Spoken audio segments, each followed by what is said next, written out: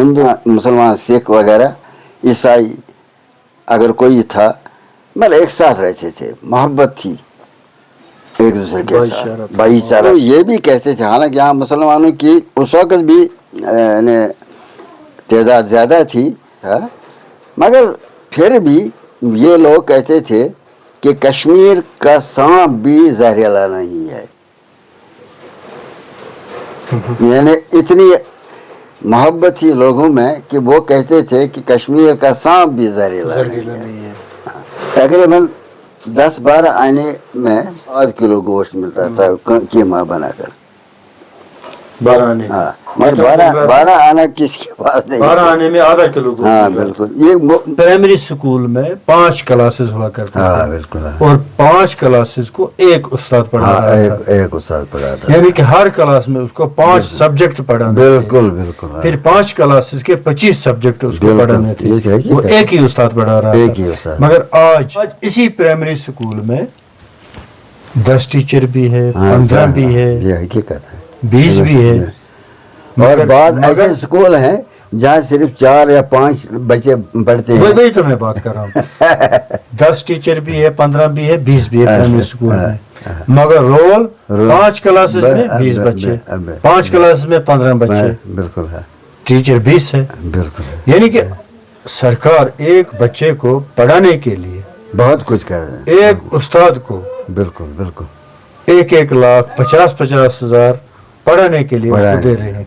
मगर बच्चे जो है अब ये स्कूलों से क्यों निकल जाते हैं? प्राइवेट, अब जो ये हो प्राइवेटाइजेशन जो हो रही है एजुकेशन में, जो उस पर सरकारी स्कूल है उनका रोल कम हो रहा है, बच्चे वहाँ से भाग रहे हैं। जो वालिदैन हैं उनको इंटरेस्ट नहीं रही है सरकारी स्कूल में। सरकार ने जो स्कूल खोले हैं किस लिए खोले हैं? जब एक शेर दरअसल एक शेर आदमखोर शेर अब उसको इंसान बनाया जा सकता है। अब मेरी टीचर बच्चे को क्यों नहीं अब मेरी भी सुनिए जी। अब मेरी भी सुनिए, आपने बिल्कुल ठीक कहा, इसमें कोई शक नहीं है। आज के इस मुलाकात के प्रोग्राम में हमने दावत दी है मास्टर गुलाम रसूल आगा साहिब को, जिसने महकमा तालीम में तकरीबन 40 साल दिए हैं और आजकल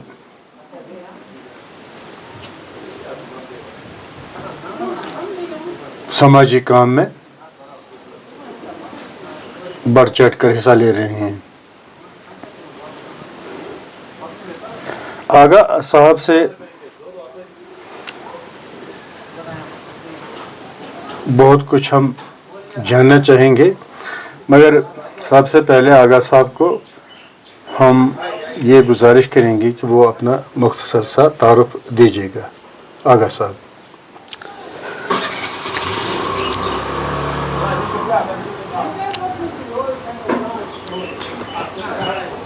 नहमदु व नसल्ली अला रसूलिल करीम, अम्मा बाद।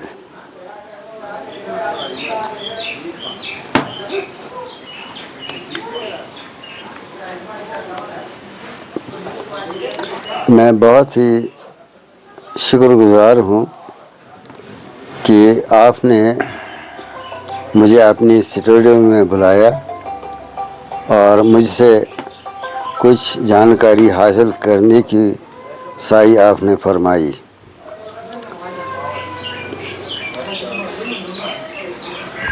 हकीकत ये है कि मैं एक गरीब घराने का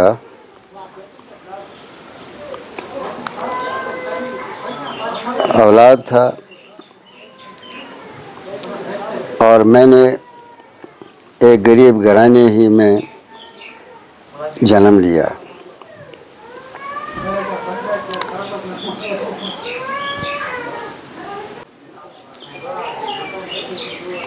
मेरा यौम पैदाइश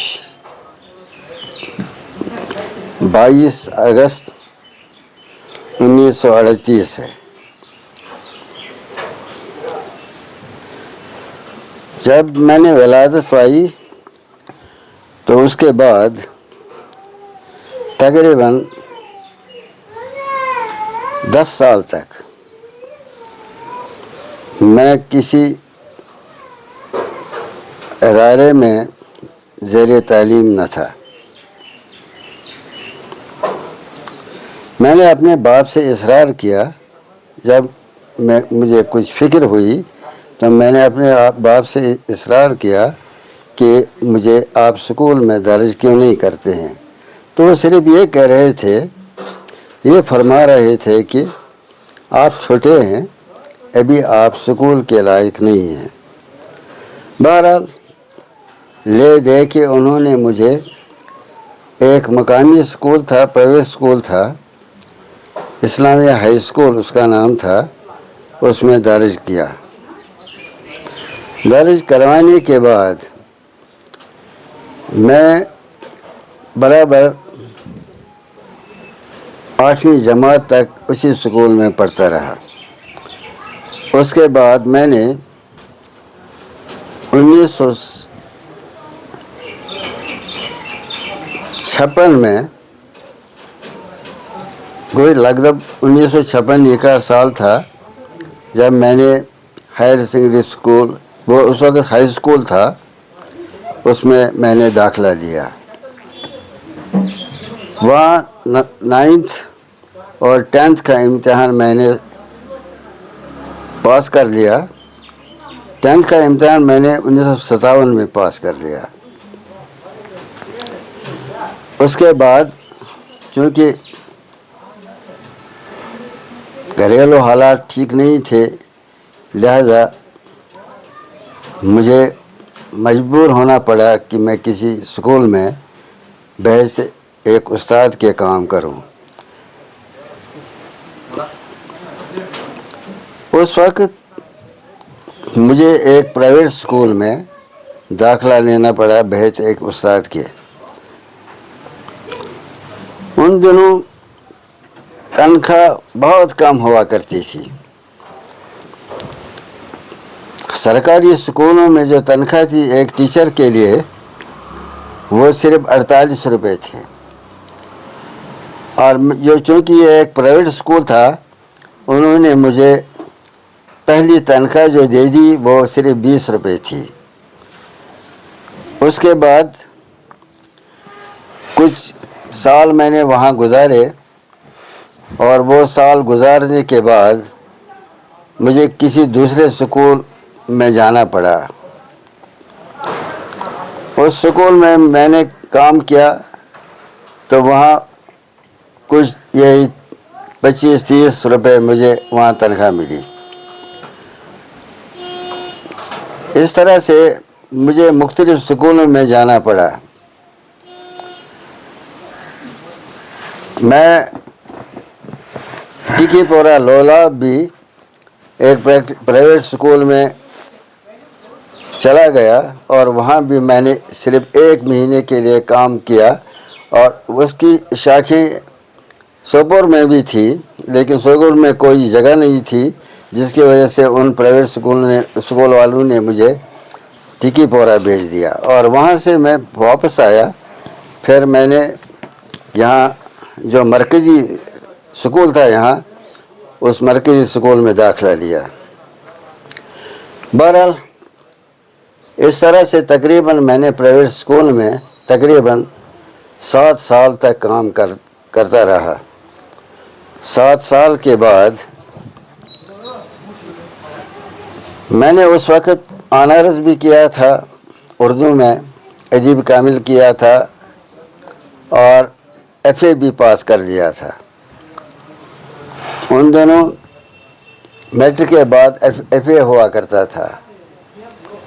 یہ امتحانات میں نے پاس کر لیے تھے، مگر میں نے اوائل میں آپ لوگوں سے کہہ دیا، آپ حضرات سے کہہ دیا کہ میں اس وقت گورنمنٹ اسکول میں صرف ایک ٹیچر کی تنخواہ صرف 48 روپے تھی، مگر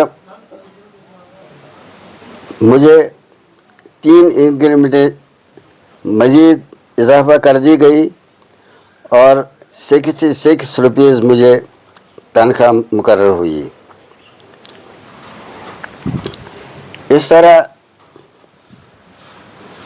میرے گھر کی حالت کسی حد تک سدھر گئی. بہرحال اس کے بعد تقریباً 7 سال کے بعد 7-8 سال کے بعد تقریباً یعنی 1964 کی بات ہے جب کہ مجھے سرکاری نوکری مل گئی.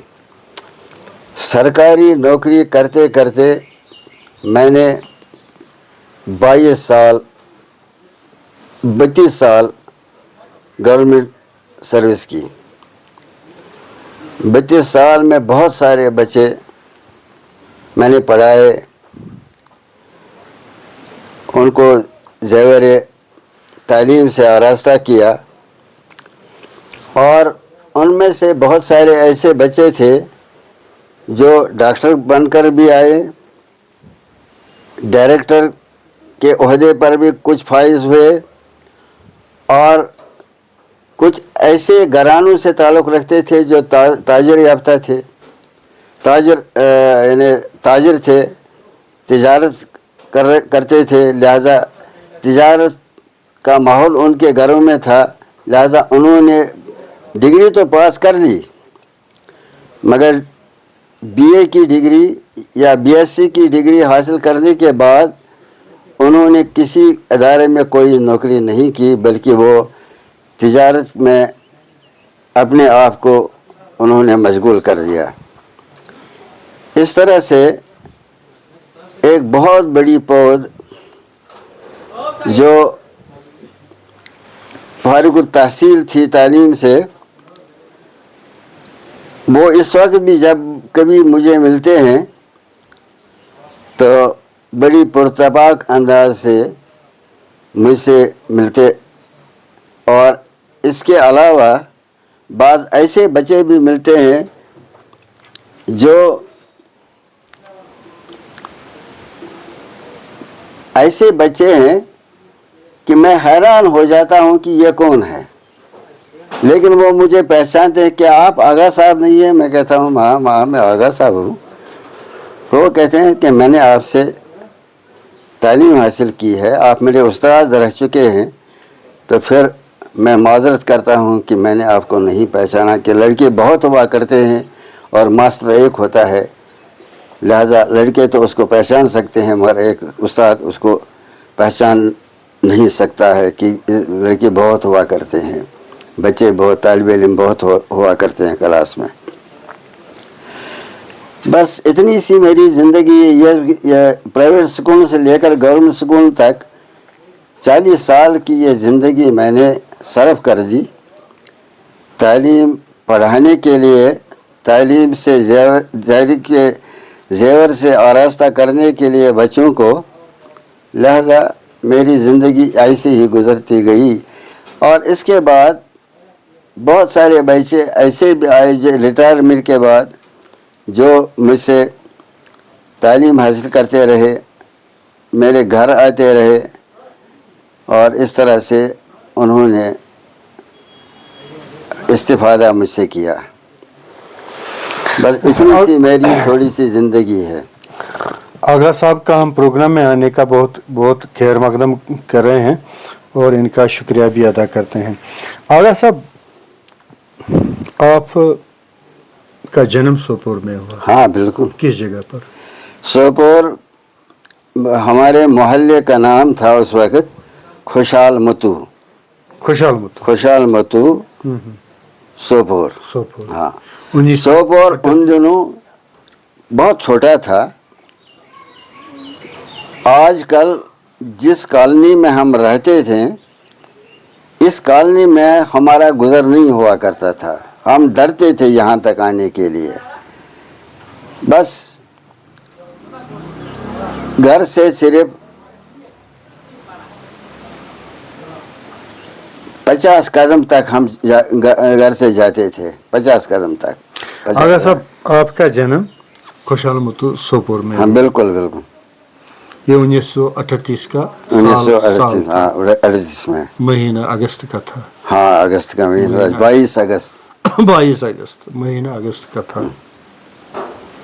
اگر ہم वापस चले जाए, हाँ 1938 बिल्कुल, महाराजा की यहाँ सरकार थी, हाँ महाराजा की सरकार थी। तो 1938 के बाद आपने 1948 में हाँ स्कूल में बाज़ाब्ता तौर एडमिशन लिया। हाँ बिल्कुल, ये प्राइवेट स्कूल में या सरकारी स्कूल में? प्राइवेट स्कूल में लिया आपने। ये स्कूल कहाँ पे था? ये था हमारे पास ही, वहाँ छोटा एक पुल है, उस छोटे पुल के पार एक जजीरा सा है, उसमें एक मस्जिद भी है और एक स्कूल भी। उसी स्कूल में हमने एडमिशन लिया। वो घर के बिल्कुल जहाँ पे जामिया मस्जिद है, हाँ जामिया मस्जिद सोपोर उसका नाम है। उसी के पहलू में एक और बिल्डिंग थी जिसमें हमारा स्कूल चल रहा था। प्राइमरी स्कूल नहीं, वो मिडिल स्कूल। अच्छा, वहाँ पे आपने हाँ शुरुआत वहीं से हुई है आपके? हमारे असातिज़ा किराम जो थे वो बहुत अच्छे थे, पढ़ाते भी थे। आप वहाँ प्राइवेट स्कूल में पढ़े हैं। हाँ। सरकारी स्कूल की कोई सुविधा उस वक्त यहाँ सोपोर में थी कि नहीं थी? वैसे तो एक सेकेंडरी हाई स्कूल था, मगर उसमें तो ये वो छोटे क्लास प्राइमरी क्लास नहीं थे। अच्छा, वो छठी क्लास से शुरू होती छठी क्लास। हाँ। बाकी प्राइमरी स्कूल दूर सरकारी सतह थे कुछ थे। अच्छा, मगर वो दूर थे, वो नजदीक नहीं थे। अच्छा, खुशहाल मोतू से कितना दूर था? कौन सा स्कूल था? यहाँ एक स्कूल था बाबा यूसुफ। अच्छा, बाबा यूसुफ। हाँ, बाबा यूसुफ एक स्कूल था। वो कहाँ पे था? हाँ, और दूसरा स्कूल था वो बटपोरा के नज़दीक दूसरा स्कूल था। वहाँ तक हमारी गुजर नहीं हो सकती थी, हम छोटे थे। बाबा यूसुफ का स्कूल किस जगह पे था?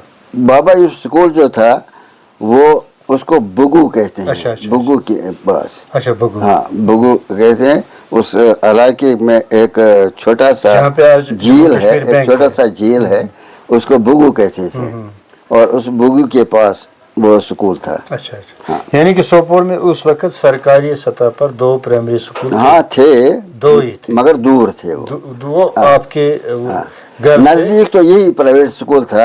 जिसकी वजह से आपका नजदीक हमारे वालिदैन ने ये बेहतर समझा कि हम इसी स्कूल में इनको दर्ज कर लें कि ये नजदीक है। अच्छा, आप 1938 में पैदा हुए। बिल्कुल। फिर एडमिशन आपने 1948 में? हाँ बिल्कुल। तो तकरीबन तो 10 साल मुझे लगता है कि उस वक्त आप 10 साल के थे। हाँ, 10 साल जब आपने एडमिशन लिया, तो 10 साल तो बिल्कुल बहुत बड़ा बिल्कुल एक उर्सा है। हाँ, एडमिशन लेने में बिल्कुल जो आपका गुजरा है। मगर आजकल तो 3 साल से ही बच्चों का एडमिशन शुरू होता है। हाँ, तो उसके बाद 6 साल से भी हुआ है। उन दिनों 6 साल के बाद एडमिशन होता है। आपने 10 साल के बाद जब आप 10 साल के थे तो आपने एडमिशन लिया। तो क्या वजह थी? आप 6 साल तो थे उस जमाने में बच्चों का जो एडमिशन हुआ करता था 6 साल में। 6 साल का बच्चा, मगर आपने 10 साल के बाद एडमिशन लिया। मैंने अवाइल में कह दिया कि मेरा वालिद मोहतरम जो था वो मालूम नहीं उनके दिलों में क्या था, उनके दिल में क्या था, वो क्या सोच रहे थे। मगर वो सिर्फ इतना ही कह देते थे मुझे कि आप छोटे हैं, आप अभी छोटे हैं। हाँ, मुझे लगता था कि मैं छोटा नहीं, मैं 10 साल का हूँ। अच्छा, फिर आपने मिडिल की तालीम यहाँ प्राइवेट मिडिल की तालीम प्राइवेट स्कूल में हासिल की। उसके बाद अपने हाई स्कूल उसमें हमारा एक टीचर था, उसका नाम था मोहम्मद मकबूल हकीम, अल्लाह उसको गिरी की रहमत करे। वो हमें उर्दू पढ़ाते थे। तो मुझे याद है अच्छी तरह से, उन्होंने एक दफ़ा मुझे कहा, बहुत सारे लड़के थे वहाँ, उन्होंने कहा कि दुनिया से उठ जाना, इसको जुमले में इस्तेमाल करो। मुझे एक शेर याद था, मैंने मुझे कोट कर लिया। मैंने कहा کہتے ہیں کہ آج ذوق جہاں سے گزر گیا اوس، مگر میں نے یہ گزر گیا استعمال نہیں کیا، میں نے اس کے بدلے استعمال کیا، کہتے ہیں آج ذوق دنیا سے اٹھ گیا، کیا خوب آدمی تھا خدا مغفرت کرے۔ تو انہوں نے بچوں سے میری چیئرس کروائی اس وقت، بہت اچھا۔ تو وہ مگر وہ پڑھاتے اچھی طرح سے پڑھاتے تھے، ان کے پڑھانے کا گھر جو تھا، وہ طریقہ جو تھا، وہ بہت اچھا تھا۔ یہ آپ سرکاری اسکول کی بات کر رہے ہیں؟ نہیں، یہ پرائیویٹ اسکول کی بات، بعد میں وہ سرکاری اسکول میں چلا گیا۔ اچھا وہ محمد مقبول حکیم اس کا نام تھا، جامعہ قدیم کا تھا؟ ہاں جامعہ قدیم کا تھا، بالکل۔ ٹھیک ہے، یعنی کہ آپ مزاجن وہ تیز تھا، مزاجن بہت تیز تھا، مگر تھا وہ اچھا، بہت اچھا تھا۔ پڑھائی وہ پڑھاتا تھا، اس کا پڑھانے کا گر جو تھا، پڑھانے کا طریقہ جو تھا، وہ مارولس تھا۔ اچھا آغا صاحب، 1948، اس سے پہلے 1938، پھر 1966، یعنی کہ 3 دور آئے ہیں۔ ہاں بالکل۔ آپ کے تعلیمی کیریئر میں ہاں بالکل۔ ایک وہ مہاراجہ کا دور تھا، ہاں 48-47 تک۔ ہاں۔ تو اس زمانے میں اس وقت لوگوں کی کیا صورت، اقتصادی صورتحال تھی، اور لوگ معاشی حالت ٹھیک نہیں تھی، غربت اگر تھی تو کہاں تک تھی، کھانا پینا لوگوں کو مل رہا تھا یا نہیں مل رہا تھا، کیا حال چال تھا؟ بتا رہے ہیں تو جو مہاراجہ کا زمانہ تھا، اس زمانے میں لوگوں کو بہت سارے ٹیکسز دینے پڑ رہے تھے، ایسا کچھ ہے کیا؟ بہت حقیقت یہ ہے کہ وہ یہ مہاراجہ ہری سنگھ جو تھے، وہ اس وقت سربراہ تھے یہاں کے، اور ان کی سربراہی میں یہ تو وہ کہہ رہے تھے، ہمیں اس کا احساس نہیں تھا، ہم یہ سیاست وہ کہتے تھے کہ وہ یہ جو زمیندار لوگ ہیں، یہ کسان لوگ وغیرہ، وہ ان سے مجوزہ حاصل کر لیتے تھے وغیرہ وغیرہ، آئیبیانہ حاصل کر لیتے تھے وغیرہ، اور اس طرح سے وہ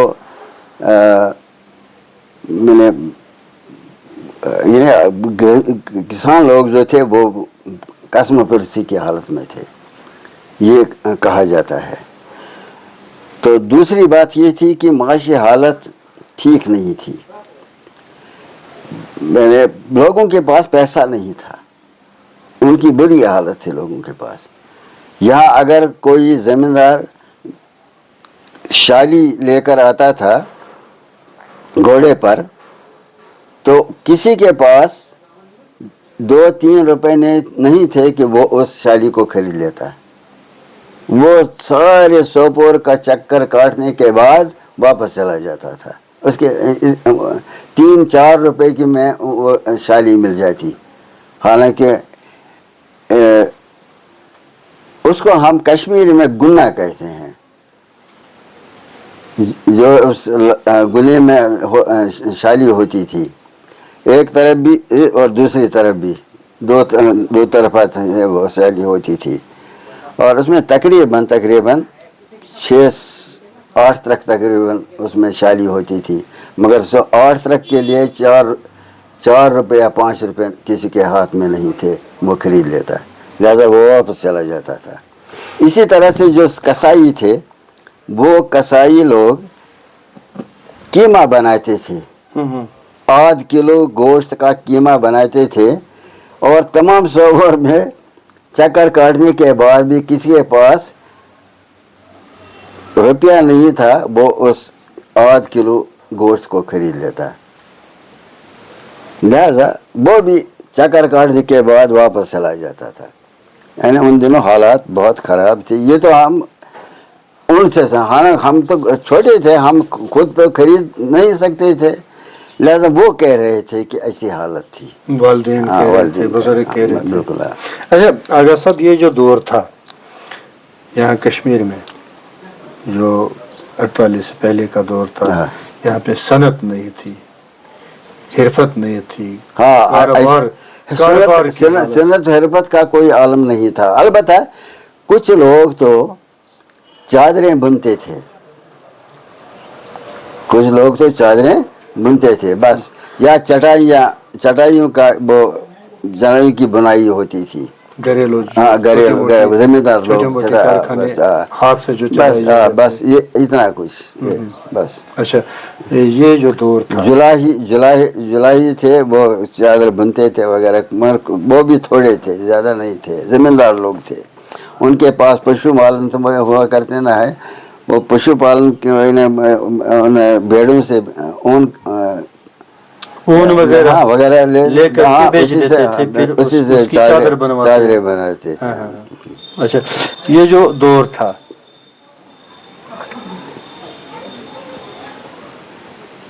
पैदावार के लिहाज से क्या? बिल्कुल हाँ, जो हमारे बुजुर्ग कह रहे हैं कि पैदावार के लिहाज से उतनी पैदावार नहीं हो रही थी जितना टैक्स उस पर लगाया जा रहा था। एक तो ये बात है कि टैक्स लगाया जाता था मगर पैदावार इतनी नहीं हुआ करती थी।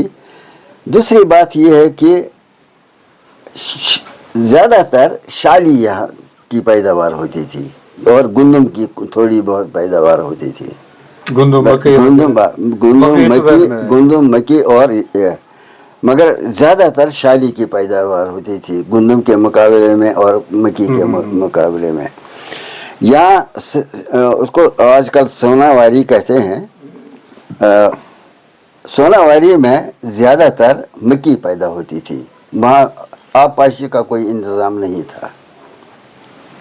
बाद में आबपाशी का इंतज़ाम हुआ और फिर वो शाली वगैरह बोने लगे, वरना शाली के लिए कोई इंतज़ाम नहीं था बोने के लिए। यानी आबपाशी ज़रूरी होती है शाली के लिए, आबपाशी नहीं हुआ करती थी। ये और सब बुजुर्गों से हमने ऐसा भी सुना है कि जो शाली की पैदावार किसान लोगों के पास होती थी, ठीक, जो उस जमाने में सरकार थी, महाराजा की सरकार थी, उनसे वो शाली खरीद ले रहे थे, खरीदते थे। जैसे सरकार मुकर्रर उसकी रेट कर रही थी सरकार, कितना कर रही थी या क्या कर रही थी, किसानों को इस पे बराबरी थी या नहीं थी, मगर उनसे ले रहे थे, वो जबरदस्ती ले रहे थे, जबरदस्ती। हाँ बिल्कुल बिल्कुल। और जितने पैसे सरकार को देना होता था या देना चाहती थी, ये तो सुनने में आया है, ये तो सुनने में आया है कि वो जबरदस्ती उनसे लेते थे और जमींदार बेचारा हक्का बक्का रह जाता था कि ये क्या हो रहा है, हालांकि उसकी अपनी शायरी होती थी, उससे ठीक कर लिया जाता था। एक तो उस पे वो जमीन का मालिया, जमीन का जो टैक्स है वो उस पे लगाया जाता था, वो भी उससे अभियाना वगैरह, वो ये बस जो उसकी पैदावार थी। अगर ये मान लें हम किसी जमींदार के पास 5 क्विंटल पैदावार इस साल में या उस एक साल में उसने वो पैदा की है या जमा हुई है उससे जमीन की बुवाई से, तो सरकार वहाँ उससे जबरदस्ती 2.5 क्विंटल या 3 क्विंटल जितना भी उसे मर्जी हुआ कर, सरकार की जितनी भी मर्जी हुआ, मुश्किलन उसके पास कुछ महीनों के लिए उसके पास वो शाली रहती थी, मुश्किलन पूरे साल के लिए उसके पास वो गज़ा नहीं रहती थी बेचारी, सरकार जबरदस्ती। हाँ ऐसा था, वो माहौल था, वो भी ज़माना। हाँ वो ज़माना था। फिर आगे चलकर वो दौर भी खत्म हुआ। कह रहे हैं कि ये भी सुना है कि उस जमाने में महाराजे के दौर में लोगों से बेगार लिया जा रहा था।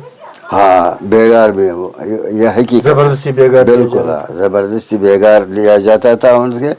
और मगर एक बात थी ये कि उन दिनों आजकल भी यहाँ एक माहौल था कि हिंदू मुसलमान एक साथ रहते थे, हिंदू मुसलमान सिख वगैरह ईसाई अगर कोई था मतलब एक साथ रहते थे, मोहब्बत थी।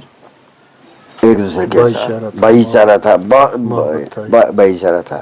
یہ نہیں تھا اور کہ اور ہندو یہ بھی کہتے تھے، حالانکہ یہاں مسلمانوں کی اس وقت بھی یعنی تعداد زیادہ تھی، مگر پرسنٹیج زیادہ تھا، مگر پھر بھی یہ لوگ کہتے تھے کہ کشمیر کا سانپ بھی زہریلا نہیں ہے. یعنی اتنی محبت تھی لوگوں میں کہ وہ کہتے تھے کہ کشمیر کا سانپ بھی زہریلا زرگیلا نہیں نہیں ہے۔ ہے. یہ عالم اچھا محبت آغا صاحب، ایک ساتھ رہتے تھے. بالکل آغا صاحب، پھر آپ نے میٹرک پاس کیا ہے، پھر ایف اے بھی کی ہے آپ نے، تو یہ بھی ایک دور تھا بیگار جو لوگوں کو لیا جا رہا تھا زبردستی، بالکل کام پر لیا جا رہا تھا، حقیقت ہے، یہ تو حقیقت. وہ بھی ایک دور تھا. زمینداروں سے جو پیداوار ان سے چھین لی جا رہی تھی، وہ بھی ایک دور تھا. مگر آپ نے یہ سب کچھ دیکھا، پھر آپ ہائی اسکول بھی پاس کیے ہیں، پھر ایف اے پی یو سی بھی آپ نے پاس کیے. یہ چھین کر لیا جاتا تھا نا، یہ اجناس وغیرہ، یعنی مطلب شالی یا گندم یا کچھ، یہ تو ہم نے خود اپنے آنکھوں سے اس لیے نہیں دیکھا کہ ہم چھوٹے تھے، ہمیں اس کا احساس نہیں تھا. البتہ بڑے بوڑھوں سے ہم نے سنا ہے، وہ کہہ رہے تھے کہ ایسا ہو رہا ہے. ایسا ہو رہا ہے. اچھا آغا صاحب، اس زمانے میں جب سے جیسے آپ کہہ رہے ہیں کہ شالی کے ایک خروار کی قیمت 5 روپے یا 6 روپے، بس کیا بس اتنی تھی؟ میری بات آپ سنیے کہ 80 کلو شالی کی ایک خروار کے حساب سے وہاں اس زمانے میں میرا باپ کہہ رہا تھا کہ 1.5 خروار شالی گھوڑے پر لاد دی جاتی تھی. 1.5 خروار. ٹھیک. اور وہ گھوڑا سوپور آیا کرتا تھا ٹھیک بیچنے کے لیے. مگر وہ کہہ رہا ہے، میرا باپ کہہ رہا ہے یہ ان دنوں کہ یہ 1.5 خروار صرف 1.5 روپے میں، مگر 1.5 روپے کسی کے پاس نہیں ہوا کرتی تھی کہ وہ اس 1.5 خروار کو شالی خریدتا. اب اندازہ. اچھا وہاں آپ کہہ رہے ہیں کہ میٹ بھی، یہ گوشت بھی بیچ رہے تھے، یہ باپ نے مختہ بنا کر بیچ رہے تھے. ہاں یہ کساب لوگ. ہاں بالکل تو کسی کے پاس پیسہ. بالکل. ریٹ کیا تھا گوشت کا اس زمانے میں؟ آپ اندازہ لگائیے کہ اگر اس کے اچھی طرح سے بانپ لیا جائے، تقریباً 10-12 آنے میں وہاں آنا ہوا کرتا ان دنوں. اچھا. ہاں 10-12 آنے میں 16 آنے کا روپیہ تھا. ہاں 16 آنے کا روپیہ تھا. 4 پیسے کا ایک آنا تھا. ہاں 10-12 آنے 8 کلو گوشت ملتا تھا قیمہ بنا کر. 12 آنے. ہاں مگر 12 آنا کس کے پاس نہیں. 12 آنے میں آدھا کلو گوشت. ہاں بالکل. یہ باپ کہہ رہا ہے، میرا باپ کہہ رہا ہے. یعنی کہ 16 آنے کا 1 روپیہ تھا، 4 پیسے کا ایک آنا تھا، تو 12 آنے کا آدھا کلو گوشت اس ٹائم کساب لوگ بیچ رہے تھے. مگر یہ 12 آنے کسی کے پاس نہیں. اچھا مزدوری کیا تھی؟ اگر اس زمانے کی بات کریں ہم یا 48 سے پہلے کی بات کریں تو کچھ دھیان ہوگا. مزدوری بہت کم تھی. ریٹ کیا لگا؟ اللہ لگا رہی 4 آنے 5 آنے ایسا ہی. اتنا مزدور 4-5 آنے. 4-5 آنے زیادہ. یہ وہ کسی کے پاس وہ پیسے بھی نہیں ہوا کرتے تھے، وہ کہتے تھے. اچھا پھر آپ جب کسی کی شادی ہوتی تھی نا، تو شادی میں نائی جو تھا اس کا کٹورا ہوا کرتا تھا. اس کٹورے میں لوگ شادی کے دن بس 1 پیسہ 2 پیسہ یا 1 ٹکا آدھا پیسہ بھی تھا، 1 پیسہ بھی تھا. بالکل وہ ڈال دیتے تھے، وہ اس کو دے دیتے تھے کہ خوشی کا جو موقع تھا اس ٹائم اس کو بخشش میں دیتے. کمال کی بات یہ ہے کہ وہ آدھ پیسہ 1 پیسہ یا 2 پیسے اس کو ٹکا کہتے تھے. وہ 2 پیسے جو تھے وہ ایک ساتھ تھے، اس کو ٹکا کہتے. اس ٹکے میں 2 پیسے ہوتے تھے. जैसे कि एक आने में 4 पैसे, इसमें हाँ इसमें एक आने में 4 पैसे होते थे। इसी तरह से रुपया 16 आने का था और 64 पैसे का 1 ये रुपया। टका उसके उस कटोरे में डाल दिया जाता था। और जब इन्हें शादी की तकरीब और ख़त्म हो जाती थी तो उसके बाद उसके उस कटोरे में ज़्यादा से ज़्यादा 10 या 12 आने होते थे। अच्छा आगा साहब, आपने मैट्रिक पास भी किया है 1957 के बाद, FA भी किया है, FA भी किया, फिर वो ऑनर्स भी किया, ऑनर्स भी किए हैं आप, अदीब उर्दू अदीब भी आपने पास किया, अदीब और अदीब के बाद अदीब कामिल किया। अच्छा अदीब कामिल भी किया आपने। अच्छा ये जो दौर रहा है 1957 का दौर, कहते हैं कि 1957 में नहीं, इसके बाद एक और इनकलाब आया मेरी जिंदगी में, टीचर्स ट्रेनिंग को बिल्कुल वो ट्रेनिंग तो मैंने की 1 साल तक महाराज में, और उसके बाद मुझे उन्होंने स्कूल भेज दिया, वो हाई स्कूल दोआबगाह। हाई स्कूल दोआबगाह में हमारे एक उस्ताद थे, वो हेडमास्टर थे, उनका नाम था मोहम्मद अब्दुल्ला शाह, त्रकबोरा का रहने वाले थे। त्रकबोरा मोहम्मद अब्दुल्ला शाह था, वो दराज कद का आदमी था। उन्होंने, जब मैं वहाँ गया, सुबह का वक्त था, प्रेयर हो रही थी, तो वो प्रेयर अटेंड करने के लिए खुद चला गया। मैं भी प्रेयर अटेंड करने के लिए चला गया। तो उन्होंने कहा, आगा साहब आप ज़रा कुछ लड़कों में कुछ बोलिए, कुछ कीजिए। तो मैंने खड़ा होकर लड़कों से मुखातिब किया। पहले एक मिसरा मैंने पढ़ा इस अक़वाल का, सबात एक तगैर को है सिर्फ ज़माने में। बस इस मिसरे को मैंने पढ़ा और उसके बाद मैंने अपनी तकरीर शुरू की। तकरीबन आध घंटे तक, पौन घंटे तक तकरीबन मैं बोलता रहा। पौन घंटे के बाद उन्होंने मुझे दफ्तर में बुलाया और कहा, आपकी क्वालिफिकेशन क्या है? मैंने कहा कि मैं सिंपल मैट्रिकुलेट हूँ। तो ऐसा नहीं कहना चाहिए, मैं मैट्रिकुलेट हूँ और कुछ नहीं। तो नहीं, फिर भी क्या है, आप क्या है, BA किया है? जनाब मैंने BA नहीं किया है। फिर क्या किया है? मैंने उर्दू में अदीब माहिर और अदीब कामिल किया है और FA पास कर दिया है। तो उन्होंने कहा, मेहरबानी करके आप फ़ौरन फॉर्म लेकर आइए और आप फर्स्ट ईयर कीजिए, first year, third year, first year, second year और थर्ड ईयर। उन्होंने मुझे मजबूर किया।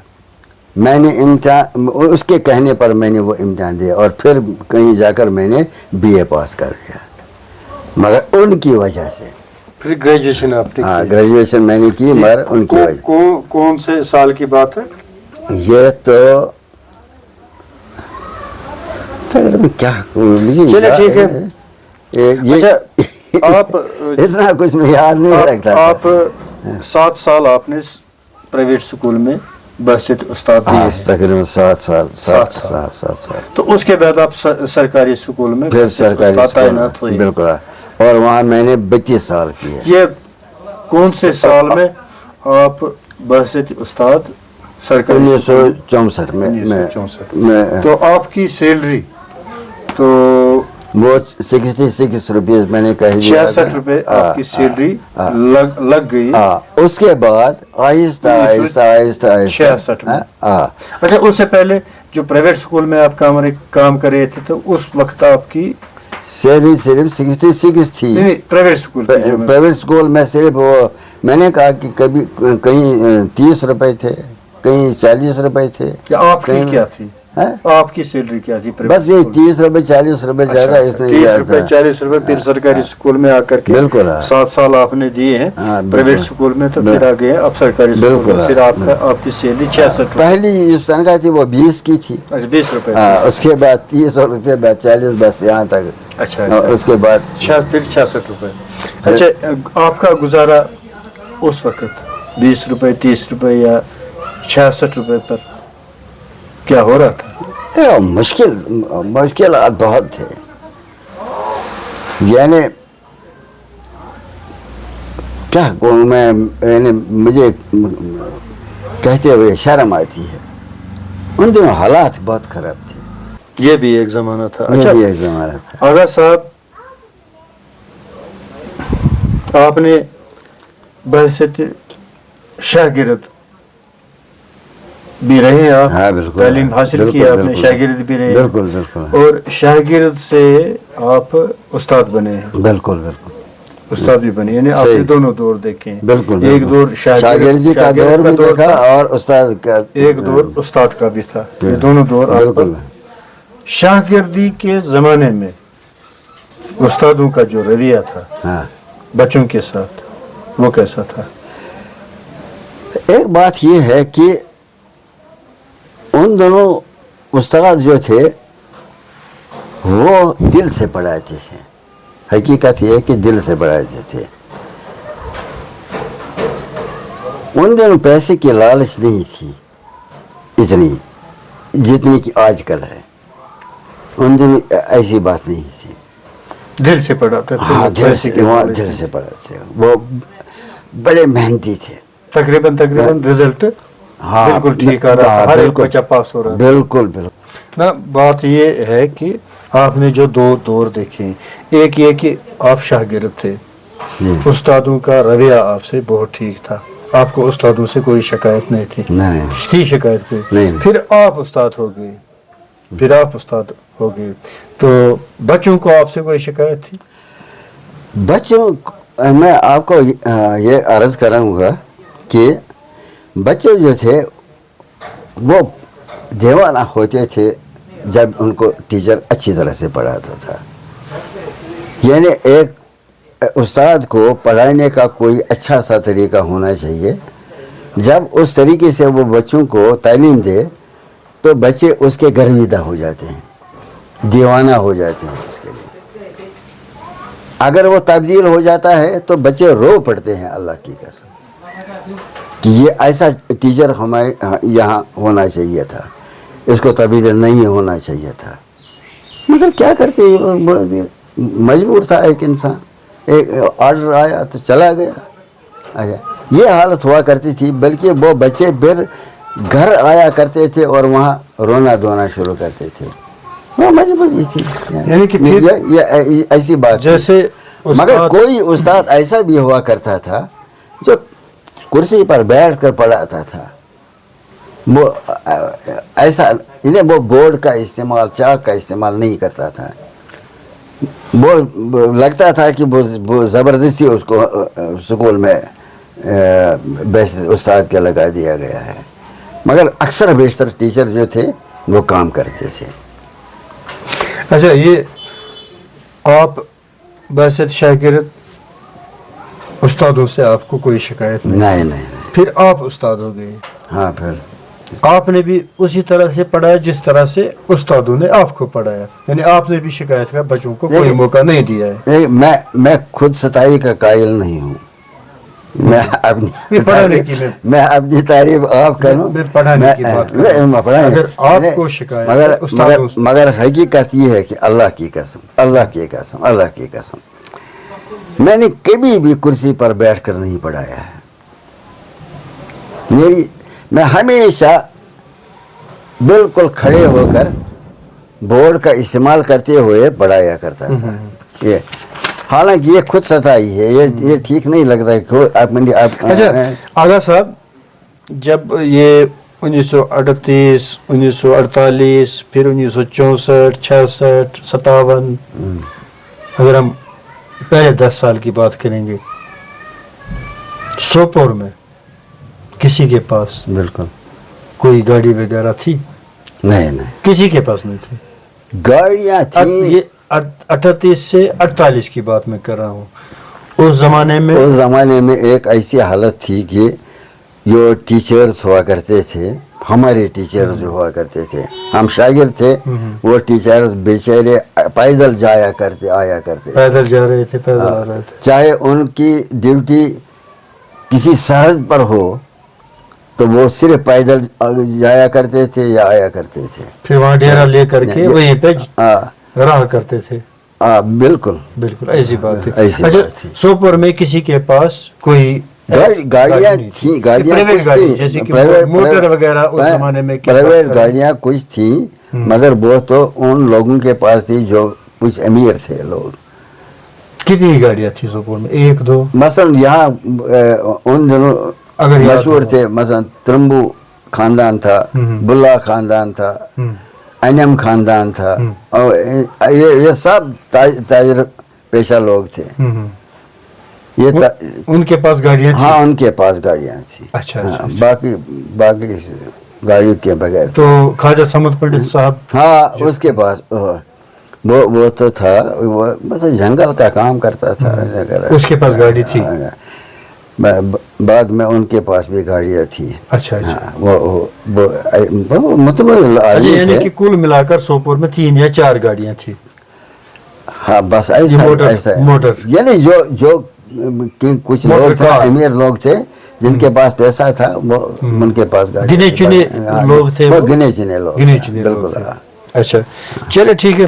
तो कभी आपको ड्यूटी पे जाना होता था कहीं दूर, या सेलो से आगे भी जाना, या कहीं दूर आपकी ड्यूटी लगी है, तो उस ज़माने में कोई आमद रफ्त आने जाने का या सवारी का कोई इंतज़ाम नहीं था, टांगा वगैरह? अब अंदाज़ा लगाइए कि हमारी तनख्वाह रिटायरमेंट के वक्त, जब मैं रिटायर हुआ, उस वक्त मेरी तनख्वाह 6,200 रुपये थी। अच्छा, अच्छा। 6,200 रुपये रिटायरमेंट के वक्त आपकी रिटायरमेंट 6,000। 1996 में आपकी रिटायरमेंट? 1996 में तो 6,000 आपकी कुल मिलाकर तनख्वाह थी। अच्छा। बाद में जब मैं रिटायर हुआ तो उन्होंने कह दिया, एजी वालों ने, कि तेरी सर्विस कम है जी, लिहाजा 6,000 नस्ब बनता, मगर उन्होंने कहा सर्विस कम होने के 32 साल की सर्विस थी सिर्फ। 8 साल तो मैंने प्राइवेट स्कूल में दे दिए। इन 32 सालों ने मुझे इतनी कटौती कर दी कि मेरी तनख्वाह नस्ब नहीं बल्कि 2700 रुपये। 2700 रुपये रहेगी।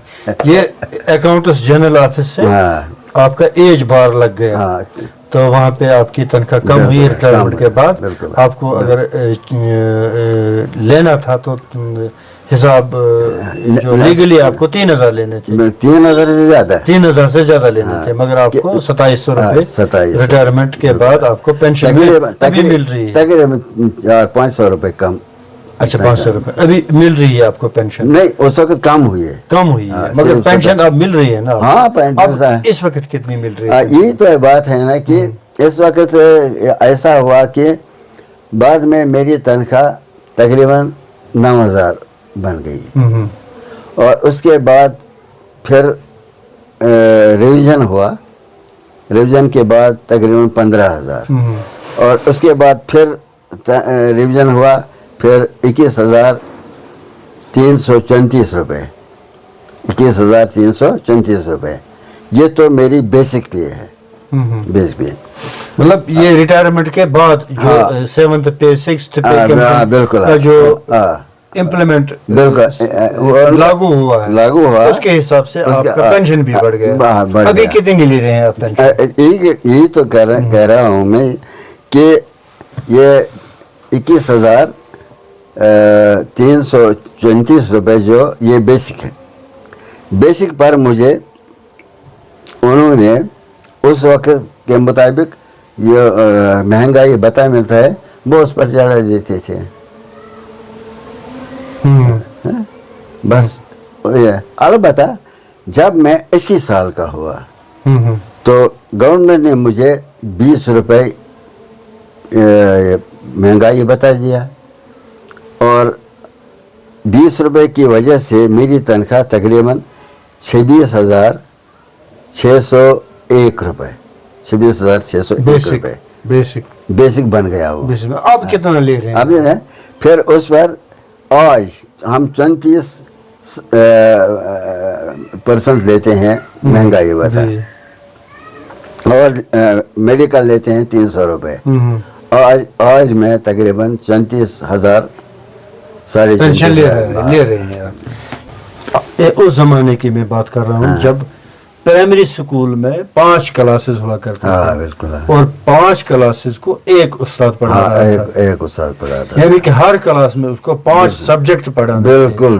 फिर 5 क्लासेस के 25 सब्जेक्ट उसको पढ़ाने थे, वो एक ही उस्ताद पढ़ा रहा था। मगर आज स्पेशलाइजेशन का जमाना है। आज स्पेशलिटी आ गई। आज तो सब्जेक्ट अलग अलग है। आज इसी प्राइमरी स्कूल में 10 टीचर भी है, 15 भी है, ये हकीकत है, 20 भी है। और बाद ऐसे स्कूल हैं जहाँ सिर्फ 4 या 5 बच्चे पढ़ते हैं। वही तो मैं बात कर रहा हूँ। 10 टीचर भी है, 15 भी है, 20 भी है प्राइमरी स्कूल में, मगर रोल 5 क्लासेस में 20 बच्चे, 5 क्लासेस में 15 बच्चे। बिल्कुल है।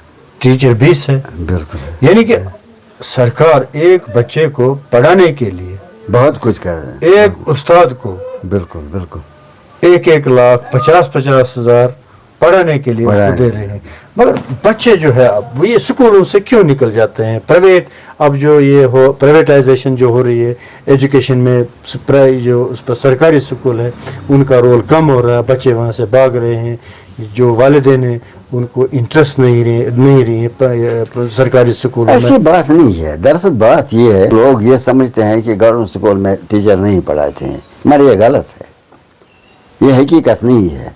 अब आप देखिए, खुद अंदाज़ा लगाए कि हमारे जो गांव है उनमें तो सिर्फ बच्चे गवर्नमेंट स्कूल में जाया करते हैं और वो डॉक्टर बनकर रहते हैं, बड़े बड़े ओहदों पर फाइज हैं।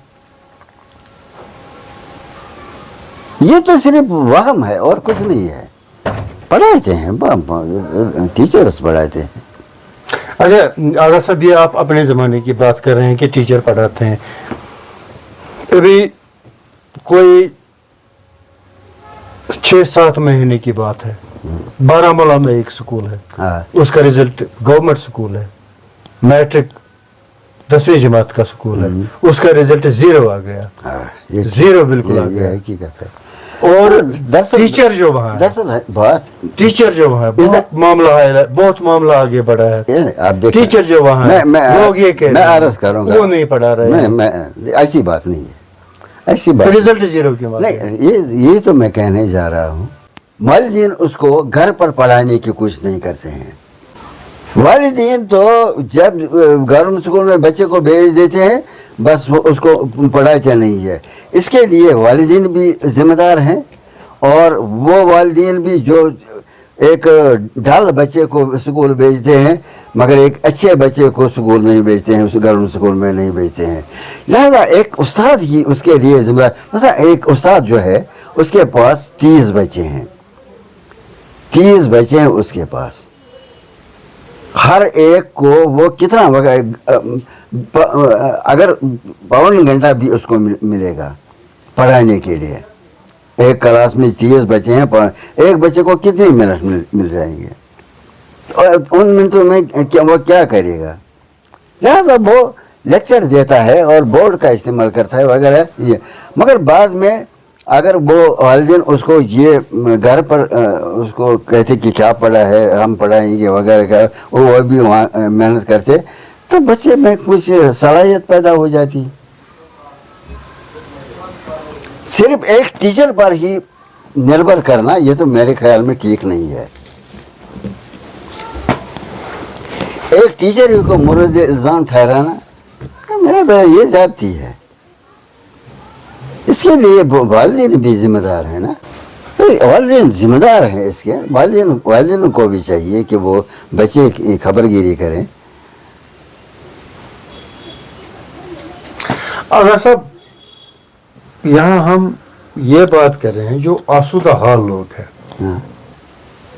ظاہر سی بات ہے وہ اپنے بچوں کو بڑھیا سے بڑھیا اسکول میں پڑھائی کے لیے بھیج دیں گے. بالکل. اور جو سرکاری اسکول ہے جہاں پہ تعلیم مفت ہے وہاں وہی لوگ انہی کے بچے پڑھائی حاصل کرنے کے لیے جائیں گے جو آسودہ حال نہیں ہے, جو غربت سے جوجھ رہے ہیں, جو غربت کی سطح سے بھی نیچے اپنی زندگی کا گزر بسر کر رہے ہیں. اگر ہم یہ کہیں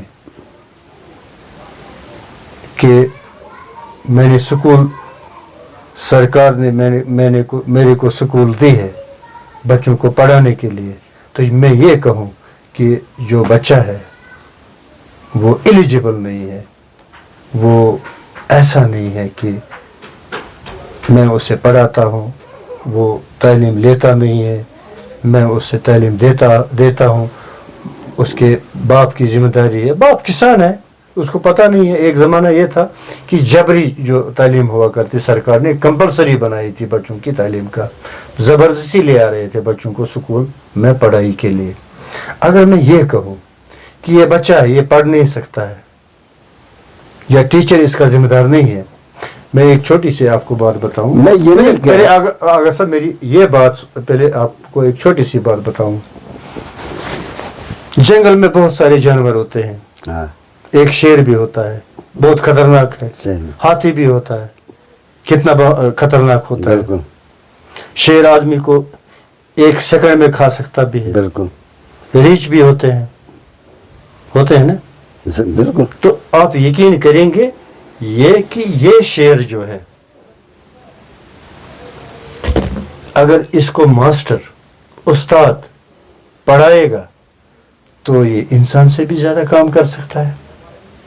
آپ سرکس تو دیکھی ہوگی نا آغا صاحب, آپ نے کتنے بڑے بڑے شیر ہے, بڑے بڑے وہ ہاتھی ہے یا ریچھ ہے یا وہ بیڑیا ہے یا بیڈو ہے, تو ان کو وہ ٹرینڈ کر کے ان کو وہ انسانوں سے زیادہ کام کرتے ہیں. تو یہ بات کہاں مجھے لگتی ہے, ایک استاد ایک بچے کو ایسا بولیں گے کہ یہ پڑھنے کے لائق نہیں ہے, یہ پڑھ نہیں سکتا ہے, یا یہ وہ اس سیکشن سے اس کا تعلق ہے جو پڑھائی نہیں کر سکتے ہیں.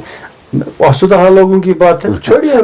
غریب لوگ آ رہے ہیں نا, غریب لوگوں کے جو بچے ہیں نا وہ سکولوں میں آ رہے ہیں. اور دراصل بات سرکار نے جو سکول کھولے ہیں کس لیے کھولے ہیں, جب ایک شیر دراصل ایک شیر آدم خور شیر اس کو انسان بنایا جا سکتا ہے. ٹیچر بچے کو کیوں نہیں میری بھی سنیے, آپ میری بھی سنیے. آپ نے بالکل ٹھیک کہا, اس میں کوئی شک نہیں ہے. دراصل بات یہ ہے کہ ایک شیر کو تربیت دی جاتی ہے, خاص قسم کی تربیت ہوتی نا خاص قسم کی تربیت. جی بالکل, خاص قسم میں بالکل. اس کے لیے بھی سکول ہے نا. شیر کو جہاں تربیت دی جا رہی ہے وہاں بھی استاد ہوتے ہیں, وہاں بھی سکول ہوتے ہیں. شیر کو بھی پڑھایا جا رہا ہے, اس کو اٹھنے کی ڈائریکشن دی جاتی ہے, بیٹھنے کی ڈائریکشن دی جاتی ہے. میں مانتا ہوں یہی بچوں کا بھی یہی ایسا ہی سکول ہے. تو ہم کیسے یہ کہہ سکتے ہیں بچے پڑھ نہیں سکتے, بچے لکھ نہیں سکتے, بچے آپ یا تو قبضہ چھوڑ دیں, مجھے کچھ بولنے دیں. بات تو دراصل یہ ہے کہ ایک ٹریننگ دی جاتی ہے ایک شیر کو, بس وہ محدود ٹریننگ ہوتی ہے. ناچنے کی, ڈانس کرنے. میری بات سنیں. سرکس ماسٹر کو شیر سے چاہیے ہاں کیا, بس ایک ہی ٹریننگ وہ اس کو آگے تو وہ یہ نہیں کر سکتا. اس کے بعد انسان کی طرح تو اس کے بعد وہ کچھ نہیں کرے گا, اتنا ہی کرے گا جتنا ماسٹر کو چاہیے. بالکل, وہ محدود ٹریننگ ہے, وہ محدود. مگر یہاں تو ایک بچے کو بہت کچھ کرنا پڑتا ہے. مثلا حساب بھی ہے, سائنس بھی ہے, اردو بھی ہے, انگریزی بھی ہے. اب اندازہ لگائیے کتنے سبجیکٹس ہیں, ان سبجیکٹوں میں اس کو بنانا ہے. اس کو وہ تربیت دینی ہے، لہذا کوئی بہت کچھ اس کو سکھانا ہے. مگر میں کہہ رہا ہوں کہ اگر وہ اب بجٹ ڈال ہے، اس کو زیادہ محنت کی ضرورت ہے. مگر وہ محنت کی اس کو صرف 10 بجے سے 4 بجے تک سکول میں ہوتا ہے، وہ 10 بجے سے 4 بجے تک، بیچ میں 1 گھنٹہ ریسس ہوتا ہے. 10 بجے سے 4 بجے تک کتنے 2 اور 3 5 گھنٹے ہوتا ہے. 5 گھنٹے اسکول میں ہوتا ہے. 5 گھنٹے میں ایک ٹیچر کو صرف آدھ گھنٹہ یا پون گھنٹہ ملتا ہے پڑھانے کے لیے. مگر بچے 30 ہیں. یہ 30 بچوں میں اس آدھ گھنٹے یا پون گھنٹے کو آپ تقسیم کیجئے، کیا ہوگا؟ اب اس کے لیے لہذا ذمہ دار ہے باپ بھی، والدین بھی اس کے لیے ذمہ دار ہیں. اگر وہ اس بچے کو گھر پر بھی تعلیم دینے کی کوشش کریں گے، اس کو تربیت دینے کی کوشش کریں گے، اس کے ہاتھ کو پکڑ کر اس کو لکھنے کی ترغیب دے دیں گے، وہ لکھنا اس کو آئے گا. وہ تو ایسا کرتے ہیں کہ اس کو اسکول میں داخل کر دیا، اب وہ جانے اور اس کا خدا جانے. یہ طریقہ تو ٹھیک نہیں ہے. اگر صاحب آپ نے 10 سال کے بعد ایڈمیشن لیا ہے اسکول جانے کا، جی لیا ہے نا، جی، آپ کا جو والد صاحب یہ سمجھ رہا تھا ابھی میرا بچہ پڑھنے کے لائق نہیں ہوا ہے، یعنی چھوٹا ہے. نظر کیا نظر تھی ایک بچے پر، کیا نظر شاید میرا قد چھوٹا تھا، اسی وجہ سے وہ کہہ رہا تھا قد چھوٹا تھا، یا اس کو آپ سے زیادہ پیار تھا، زیادہ پیار تھا کہ یہ میری نظروں سے دور نہیں جانا چاہیے، ایسا ہی کچھ لگتا ہے. استادوں نے آپ کو پڑھایا، آپ کو کوئی شکایت ہے استادوں سے؟ نہ مجھے شکایت نہیں. پھر آپ استاد بنے ہیں ہاں، تو بچوں نے کوئی شکایت کی؟ آپ اسی نقش قدم پہ چلیں جو جن استادوں نے آپ کو پڑھایا، اسی نقش قدم پہ آپ چلے ہیں کہ نہیں چلے؟ شاید ہی آپ باور کریں گے، شاید ہی آپ باور کریں گے. اللہ کی قسم میں نے ان بچوں کے ساتھ کام کیا ہے، ان بچوں کے ساتھ. ان دنوں ایک بات ہوتی تھی، اگر بچہ فیل ہو جاتا تھا میٹرک میں تو اس کو ایڈمیشن مل جاتا تھا. ری ایڈمیشن ہو رہا، لہذا وہ شیو کر کے آتے تھے، اتنے بڑے تھے. اللہ کی قسم. اچھا، جب میں ایک دفعہ کیا ہوا کہ اللہ کی قسم میں بمبئی اسکول میں چلا گیا. بمبئی ہائی اسکول تھا، میں گیا اور وہاں ایک ہیڈ ماسٹر تھا، ہندو تھا. وہ بیچارہ بہت سادہ تھا، بہت شریف تھا، شریف النفس تھا. اس نے مجھے کہا کہ کیا نام تھا اس کا؟ اس کا نام تھا شمبھو ناتھ. اچھا، شمبھو ناتھ، سری نگر کا رہنے والا. ٹھیک، وہ بوڑھا تھا. اچھا، اس نے کہا کہ آپ کو یہاں بھیجا گیا ہے اردو پڑھانے کے لیے، آپ کو اردو پڑھانا آئے گا؟ اللہ کی قسم اسی طرح وہ بول رہا ہے، اردو پڑھانا ہے یہاں، اردو پڑھانا آئے گا. مجھ سے کہتا ہے. میں نے اسے کہا مجھے معلوم ہے ڈائریکٹر نے مجھے یہاں بھیج دیا، مجھے ٹی او نے نہیں بھیج دیا، مجھے ڈائریکٹر نے. دراصل بات یہ تھی کہ ڈائریکٹر آیا تھا اور بمبئی ہائی اسکول میں، وہاں بچوں نے شکایت کی کہ ہمارا کوئی اردو ٹیچر نہیں ہے یہاں اردو ٹیچر کو بھیجیے. پھر وہ آئے یہاں ٹی او آفس میں، ٹی او ہوتا تھا تو وہ تحصیل ایجوکیشن آفیسر. تو وہ آئے اس دفتر پر اور کلرک سے کہہ دیا کہ اردو ٹیچر، اس نے لسٹ دے دی، یہ اردو ٹیچر ہے. اس نے کہا ارے مجھے کیا معلوم ہے ان میں سے کون اچھا پڑھائے گا. اس نے میرا ہی نام دیا، یہ اچھا پڑھائے گا. یہ اللہ کی قسم ایسی بات ہے. یہی تو بات آپ دیکھیں نا. اب تو میں چلا گیا کہاں؟ بمبئی.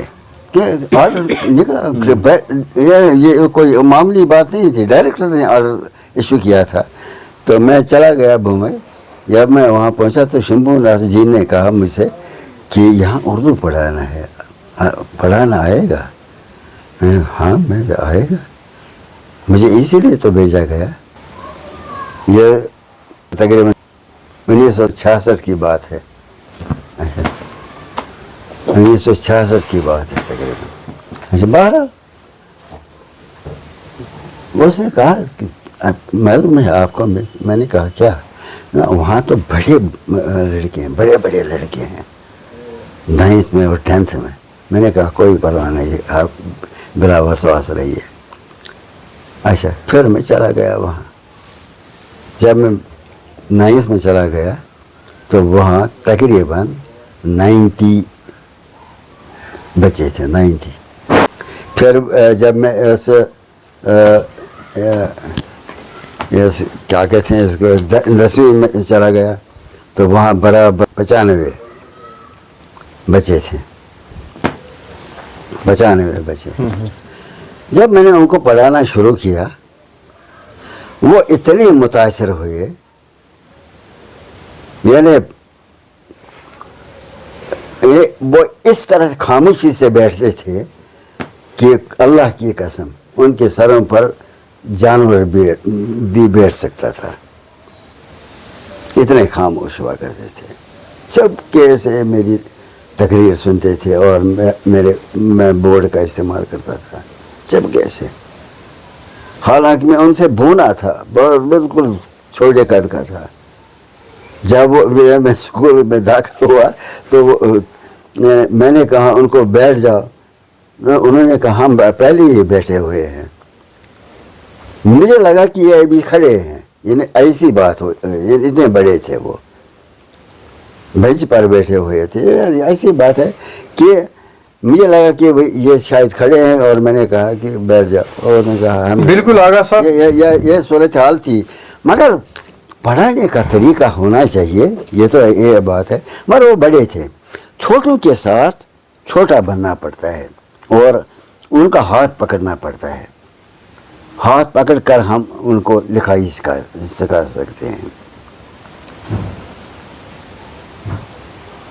मसलन अगर हम किसी मसलन सेब का तस्वीर दे देंगे बच्चे को, हमें बोर्ड पर सेब बनाना चाहिए। जब हम बोर्ड पर सेब बनाएंगे, उसकी तस्वीर बनाएंगे, तो बच्चा समझता है कि हाँ ये सेब है। या सेब हाथ में बाजार से लाएंगे सेब, उसको दिखाएंगे ये सेब है। इसको अंग्रेजी में एप्पल कहते हैं, इसको उर्दू में सेब कहते हैं। तो इस तरह से बच्चा समझता है। बिल्कुल सही बात है आगा साहब। गोया जो एजुकेशन यूटेंसिल्स है ना, उनका तो इस्तेमाल करना है। जी जी जी बिल्कुल आगा साहब। मुल्क की तरक्की अगर देखी जाए, जो मुल्क जिसका तालीमी या एजुकेशनल रेशो बिल्कुल ठीक हो तो उस मुल्क को तरक्की याफ्ता समझा जाए। हाँ बिल्कुल हकीकत। जिस मुल्क का एजुकेशन रेशो कम हो वो गया गुजरा है, उसको बिल्कुल बैकवर्ड समझा जा रहा है। बिल्कुल मुल्क की तरक्की का राज जो है ना वो तालीम पर है। अगर आपने भी गैर जिम्मेदारी से बच्चों को पढ़ाया होगा या पढ़ाया है तो वो बच्चे आज ऑफिसर ना होते। सरकारी स्कूल की मैं बात कर रहा हूँ। वो डायरेक्टर नहीं होते हैं, वो कमिश्नर नहीं होते, वो डॉक्टर नहीं होते, वो इंजीनियर नहीं होते।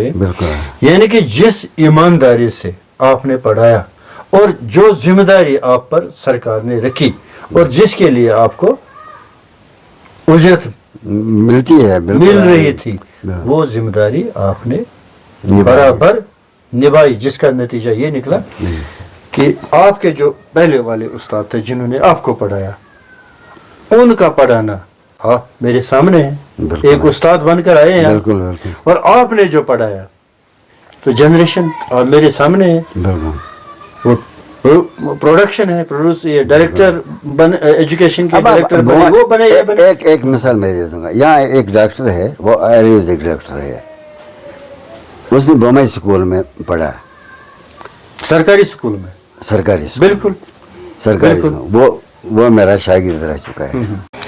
आगा साहब, एक लंबा दौर बासित उस्ताद मुदरिस बासित उस्ताद आपका रहा है महकमा तालीम में। आप एक बड़े एजुकेशनिस्ट रहे हैं। सही। आपने बहुत सारे बच्चों को पढ़ाया, कुछ बड़े बड़े अहदों पर भी फायज रहे हैं। कोई ऐसा है वो बच्चा जो अभी तक आपके जहन में याद है, कोई शख्सियत जिसने आपने जिसको पढ़ाया हो, ऐसा कोई बच्चा है? हाँ बिल्कुल। वैसे तो बहुत सारे ऐसे हैं कि जो मुझे याद हैं, मगर इनमें से एक मुमताज़ हैसियत का मालिक एक बच्चा था, नसीम हमीद नसीम रफ़ी आबादी। अच्छा, हमीद नसीम हमीद नसीम रफ़ी आबादी। हाँ, हमीद नसीम रफ़ी आबादी। नसीम उसका तकल्लुस है, हमीद उसका नाम है, और रफ़ी आबाद के रहने वाले, दोआबगा के रहने वाले, वो रफ़ी आबाद के साथ मुंसलिक है।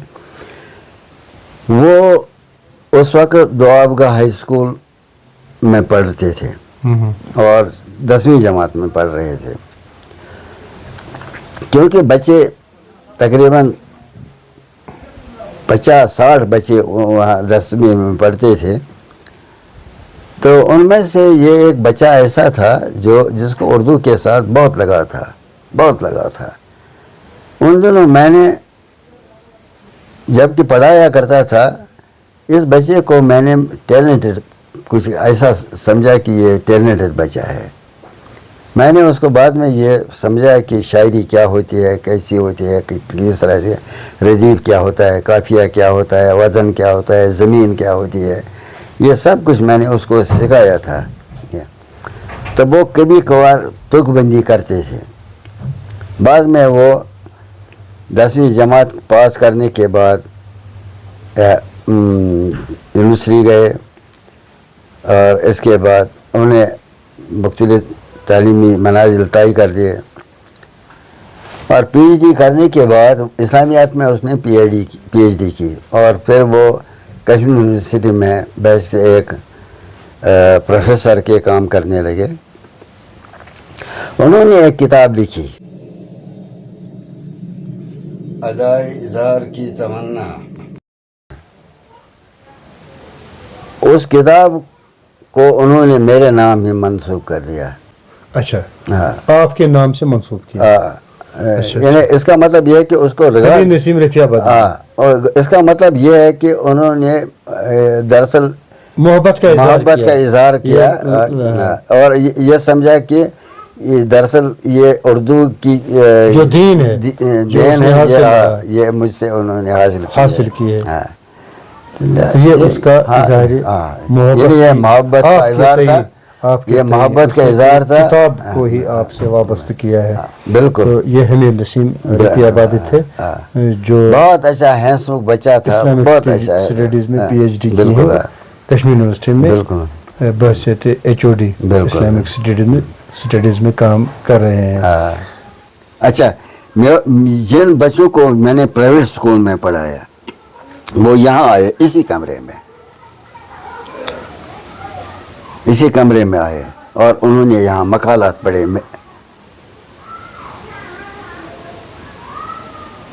यहाँ मुझे इनाम भी दे दिया। इनाम उन्होंने शायद ये उन्हीं का ये लिबास है, जो कपड़ा है जो उन्होंने मुझे दिए है। अल्लाह की। ये आगा साहब वही कोशिश है, ये वही ईमानदारी है, ये वही उसी का नतीजा है जो आपको वापस रिबैक हुआ, बिल्कुल, यानी कि रिटर्न हुआ है। एक का नाम, अगर आप ये नहीं, का नाम है फिरदौस अहमद डार, वो अब्दुल रहीम डार का बेटा है। अब मोहम्मद शाबान डार वगैरह जो वहाँ डार महल में रहते हैं, आरमपुरा तेलिया महल में। हाँ, वो। और दूसरा है यहाँ गुलाम मोहम्मद सूफ़ी, बहुत बड़ा ताजिर है यहाँ। तीसरा है मोहम्मद अमीन बुल्ला। चौथा है फारूक अहमद बुल्ला। इन लोगों को मैंने पढ़ाया है। अच्छा, वो फारूक अहमद बोला शायद डायरेक्ट, ये मैंने मालूम नहीं डायरेक्ट है क्या, कुछ ना कुछ है, वो बड़े ओहदे पर है। अच्छा, कहने का उन्होंने कोई नौकरी अख्तियार नहीं की, वो ताजिर पेशा थे, वो तिजारत करने लगे। यानी कि आगा साहब, अच्छा, आपने सोसाइटी को कुछ दिया है। हाँ कुछ बिल्कुल, दिया है। बिल्कुल। वो यहाँ आए आपके मुझे- जमाने में हाँ। आपके स्कूल का या किसी और गो सरकारी स्कूल का रिजल्ट 0 नहीं आ रहा था। नहीं, 0 नहीं नहीं, आ रहा था। ऐसी बात नहीं, ऐसी बात ऐसी नहीं बात थी। नहीं।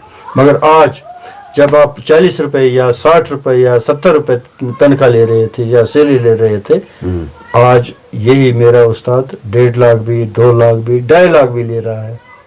मगर वो जो आपने तालीम पढ़ाई है, जो आपकी जो प्रोडक्शन, जो पैदावार है, सही, ये नहीं कर सकते हैं, ये नहीं कर रहे हैं, नहीं कर रहे हैं।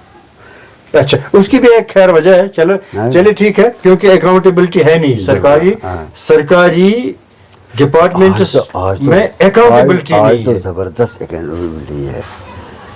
आज फौरन से पहले उसको निकाल बाहर कर देते हैं, ऐसी बात नहीं। चलिए ठीक है। अच्छा, एक रिश्वतखोरी का जमाना है आजकल, बहुत रिश्वतखोरी हो रही है, बहुत रिश्वत। आप अपने जमाने की कोई मिसाल है आपको? आपके जमाने में कोई रिश्वतखोरी वगैरह हो रही थी क्या? करप्शन जैसे कि किसी सुनने में आया, सुनने में आया है। अच्छा, नहीं हो इस तरह ये जो रिश्वत लेता है या देता है, वो कहाँ बता सकते हैं कि हमने रिश्वत ली, या कोई कहाँ कैसे कह सकता है कि मैंने रिश्वत दी? जी, न देने वाला कहता है, न लेने वाला कहता है। हालांकि हदीस में आया है, अर्राशु वल मुर्तशी किल्लाहुमा फिन्नार, देने वाला भी और लेने वाला भी दोनों जहन्नम में जल जाएंगे। आगा साहब, फिर आपने एक जमाना ऐसा आया कि आपने अदब से अपना रिश्ता जोड़ा है। हाँ, अदब से फिर आपने शेर शायरी की है, बिल्कुल है। आपने नज़में लिखी है, आपने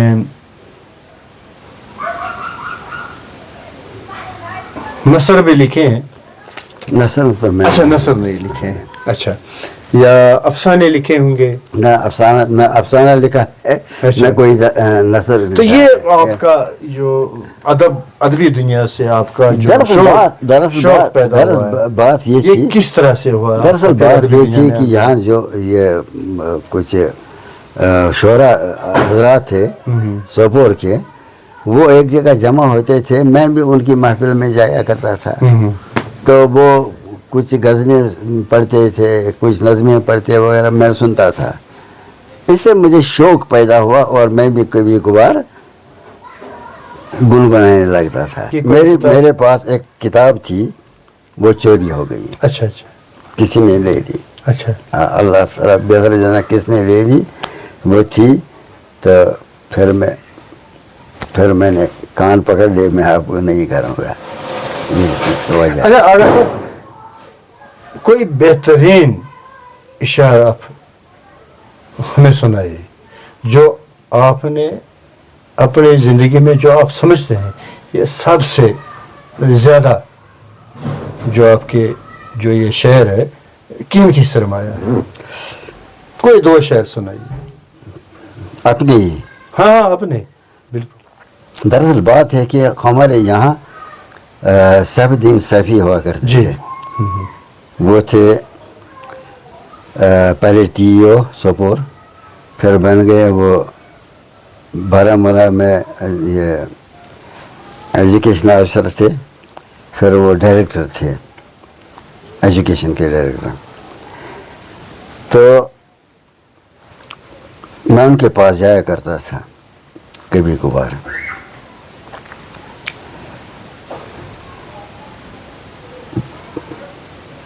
वो उन्होंने एक दफ़ा कह दिया मुझे कि कोई शेर पढ़ा है आपने? हाँ, मैंने वहाँ एक रसाला निकलता था, पयाम मशरिक था उसका नाम। उसमें एक शायर था अशर भोपाली, उसका नाम था इशरत भोपाली। اشعر. اچھا اشعر بھوپالی. تو اس نے لکھا تھا, عزم تھا اس کا تخلص, نام تھا اشعر بھوپالی, بھوپال کا رہنے والا تھا. اس نے لکھا تھا گنجے نہ ہوں مآل تبسم سے باخبر. گنچے نہ ہوں اہل تبسم سے, گنچے نہ ہوں مآل, اچھا مآل, مآل تبسم سے باخبر. مآل تبسم کا مطلب ہے ہنسنے کی وجہ, ہنسنے کا انجام. گنچے نہ ہوں مآل تبسم سے باخبر, یعنی تبسم کے انجام سے باخبر نہیں ہونا چاہیے گنجوں کو. گنجے تو ہنس پڑتے ہیں پھر پھول بنتے ہیں. گنچے نہ ہوں مآل تبسم سے باخبر, پھولوں کو توڑ عزم ذرا دیکھ بھال کے. اے عزم بھوپالی, پھولوں کو توڑ, کوئی پرواہ نہیں, مگر ذرا دیکھ بھال کے, اس لیے کہ گنچے دیکھ رہے ہیں وہ ہنسنے سے ڈر جائیں گے, کیونکہ ہنسنے کے بعد پھول بن جاتا ہے اور لوگ اس کو توڑتے ہیں. سبحان اللہ. اس سے متاثر ہو کر میں نے شعر لکھے. میں نے لکھا, پھر بھی نہ کھائیں آپ ترس کیا کریں گے ہم, لے آئیں اگر ہاتھ پہ دل کے نکال کے, لے آئے اگر ہاتھ پہ دل کو نکال کے. پھر بھی نہ کھائیں آپ ترس, پھر بھی نہ کھائیں آپ ترس, پھر بھی نہ کھائیں آپ ترس, کیا کریں گے ہم, کیا کریں گے ہم, لے آئیں اگر ہاتھ پہ دل کو نکال کے. لے آئے اگر ہاتھ پہ دل کو نکال کر, یعنی اگر ہاتھ پر دل کو ہاتھ پر نکال کے لائیں گے اور آپ کے سامنے رکھ دیں گے, اور اس وقت تو آپ کو ترس ہونا چاہیے تھا, مگر اگر اس وقت بھی آپ نے ترس نہیں کھائی تو یہ تو میری بہت قسمتی ہوگی. چلیے جناب آغا صاحب, آپ کوئی پیغام اپنے ان استادوں کو دینا چاہیں گے جنہوں نے آپ کے ساتھ کام کیا ہے, یا جو نئی استادوں کی پود ہے, ان کے لیے کوئی پیغام آپ دینا چاہیں گے کہ آپ نے کیا کیا, کس طرح سے کیا, کس ایمانداری سے کیا, اور آپ نے جو پڑھایا اور اس کی جو پیداوار ہے, جو اس کا جو فیڈ بیک ہے وہ آپ کو مل رہا ہے, تو کیا پیغام دینا چاہیں گے آپ آج کل کے جو استاد ہیں؟ میرا ایک ہی خیال ہے, وہ یہ ہے کہ کسی بھی پیشے میں کوئی آدمی جائے, اس پیشے کے ساتھ انصاف کرنا چاہیے. یہ میری تمنا ہے. چاہے کوئی ماسٹر بنے, کوئی کلرک بنے, کوئی کچھ بھی کسی بھی محکمے میں چلا جائے, وہ دل لگا کر اس محکمے میں کام کرے, بغیر کسی لالچ کے, بغیر کسی حرص کے, بغیر کسی تمنا کے. یہی تو ایک بہت بڑا صلاح ہے اس کے لیے. بس یہ تو میری خواہش. ناظرین, یہ تھے ماسٹر غلام رسول آغا. ان کی عمر آج 84 برس ہے. بالکل. ان کا پیغام ہے, 1.5 مہینے کم. ان کا پیغام ہے ان استادوں سے جو اس وقت ہمارے بچوں کو تعلیم کے نور سے روشناس کر رہے ہیں. جس طرح سے انہوں نے ایمانداری سے, بڑی ذمہ داری سے بچوں کو پڑھایا, اور پھر جو پیداوار نکل آئی ہے, نکھر کے آئی ہے سکولوں سے, بچوں کی جو پیداوار ہے, جنہوں نے ان سے تعلیم حاصل کی ہے, وہ آج بڑے بڑے آفیسر ہیں, بڑے بڑے عہدوں پر فائز ہے, اور وہ ऐसे भी लोग हैं जो इनके सामने इनके पाँवों को छूना चाहते हैं या सजदा करना चाहते हैं। ये आगा साहब है जो अपनी जो रावदात बयान कर रहा था, ये एक ज़िंदा मिसाल है, हमारे सामने है, आगा साहब है। तो आज मुझे लगता है बहुत टाइम लिया है हमने, बहुत काफ़ी वक्त दिया है आपने भी, तो आज फ़िलहाल इतना काफ़ी है। तो इंशाल्लाह अगली मुलाकातों में तो फिर से आपसे मिलने की कोशिश करेंगे।